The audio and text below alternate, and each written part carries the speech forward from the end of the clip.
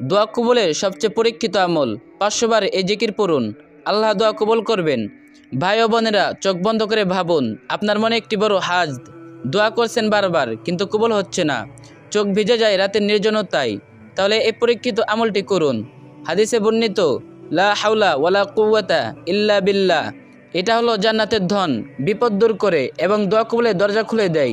এই আমল করে অনেকের অলৌকিকভাবে অসম্ভব দোয়া কবুল হয়েছে। এই আমলটি কিভাবে করবেন? সঠিক নিয়মে। 1. ঈশার নামাজের পর বা তাহাজ্জুদের সময় উত্তম রূপে উজু করে 2 রাকাত নফল নামাজ আদায় করুন। 2. নামাজ শেষে 100 বার যে কোনো দরুদ শরীফ পড়ুন। 3. তারপর 499 বার পড়ুন লা হাওলা ওয়ালা কুওয়াতা ইল্লা বিল্লাহ। 4.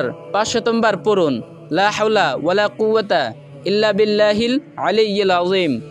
5. তারপর আবার 100 বার দরুদ শরীফ পড়ুন।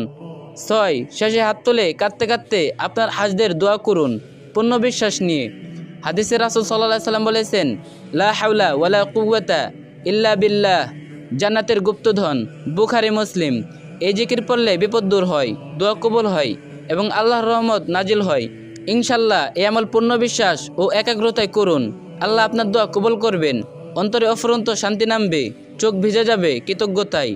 যারা এই ভিডিওটি দেখেছেন সকল মুসলিম উম্মাহের জন্য দোয়া করুন, আমার জন্য দোয়া করুন।